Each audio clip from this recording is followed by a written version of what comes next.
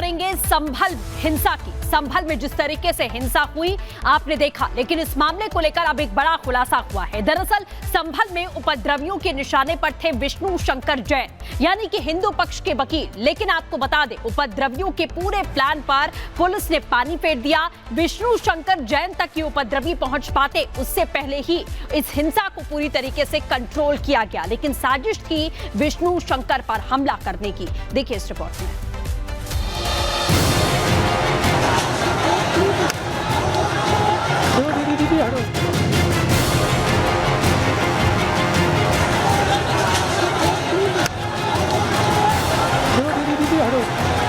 इसके द्वारा विभिन्न खुलासे किए गए हैं। सारी साटा गैंग के सदस्यों द्वारा उपलब्ध कराए गए हथियार का प्रयोग किया गया है। सर्वे वाले दिन मस्जिद के नाम पर विष्णु शंकर जैन पर खतरनाक हथियारों से हमला करने का प्लान था। हिंदू पक्ष के वकील को नुकसान पहुंचाकर सर्वे रुकवाने की साजिश थी। इसके लिए संभल की शाही जामा मस्जिद को जरिया बनाया गया था।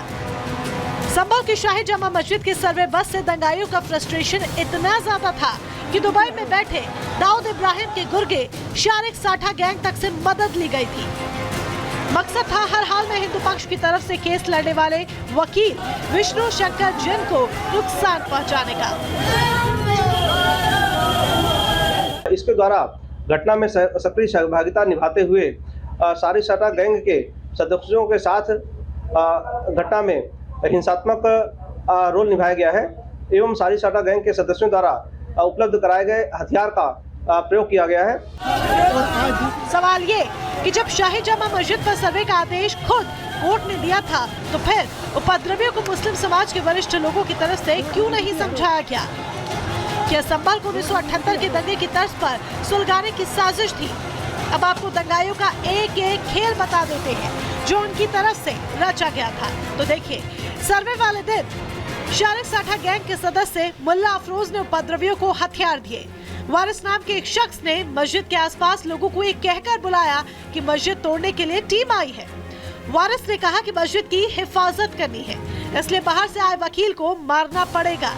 इसके बाद शारिक साठा गैंग की तरफ से वकील विष्णु शंकर जैन पर हमला करने के लिए 315 बोर के तमंचे और कारतूस दिए गए। पाकिस्तान ऑर्डिनेंस फैक्ट्री में बनी गोलियां उपलब्ध करवाई गई, लेकिन उपद्रवियों का दांव पुलिस के आगे उल्टा पड़ गया। दंगाइयों ने पुलिस टीम को निशाना बनाकर गोलियां तो चलाई, लेकिन उनकी अपनी ही गोली से उनके ही 2 लोगों की मौत हो गई।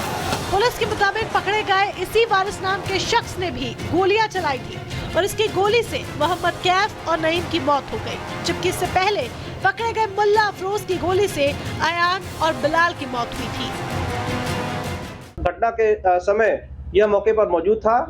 इसके द्वारा मौके का फायदा उठाते हुए लोगों के मध्य फायरिंग की, जिससे गोली भीड़ में मौजूद 2 व्यक्तियों को लगी, जिसमें से एक कैफ एवं दूसरा नईम है, जो घायल अवस्था में हॉस्पिटल गए, जिनकी मृत्यु कारित हो गई थी। गिरफ्तार अभियुक्त के कब्जे से आला कत्ल 315 बोर का तमंचा मैग कॉटेज बरामद किए गए हैं। अन्य व्यक्तियों की भी तलाश की जा रही है। शीघ्र ही उन्हें भी गिरफ्तार करते हुए प्रकरण में विधिक कार्रवाई की जाएगी। तो आप समझ सकते हैं कि प्लान कितना तगड़ा था, जिसके सेंटर में खुद हिंदू पक्ष से केस लड़ने वाले वकील विष्णु शंकर जैन और तमाम दूसरे लोग थे। लेकिन बीच में थी पुलिस, जिसने दंगाइयों को विष्णु शंकर जैन तक पहुंचने से पहले ही रोक दिया और दंगाई वहीं से पत्थरबाजी करते रहे, लेकिन वकील विष्णु शंकर जैन को नुकसान नहीं पहुंचा सके। Bureau report, Republic Bharat.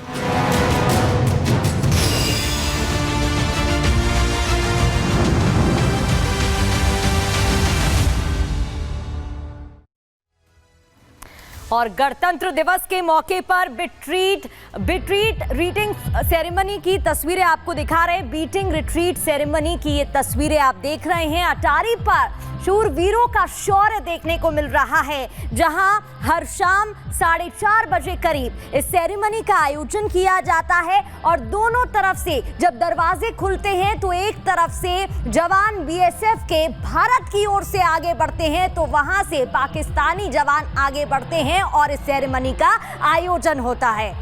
बिल्कुल, और ये गर्जना आप लगातार यहाँ सुन पा रहे हैं। जो भी लोग बाघा बॉर्डर पर बीटिंग द रिट्रीट सेरेमनी देख चुके हैं उन्हें ये पता होगा कि आखिरकार किस तरीके का माहौल उस वक्त बाघा बॉर्डर पर होता है।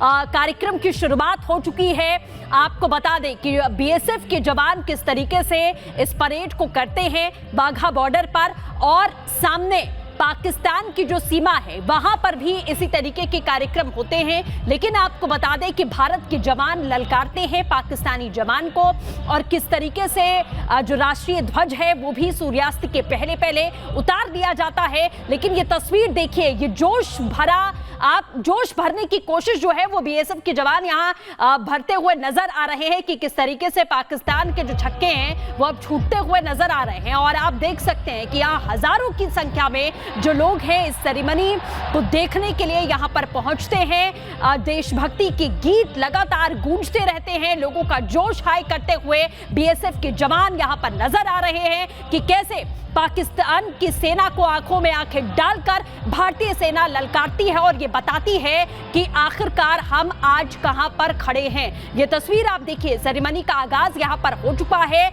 जो पैरों की धमक बीएसएफ के जवानों के आज देखने को मिलती है, उसकी धमक पाकिस्तान के कानों में जरूर सुनाई दे रही है कि किस तरीके से भारतीय सेना मजबूती के साथ यहां खड़ी हुई नजर आ रही है। ये तस्वीर ऐतिहासिक है।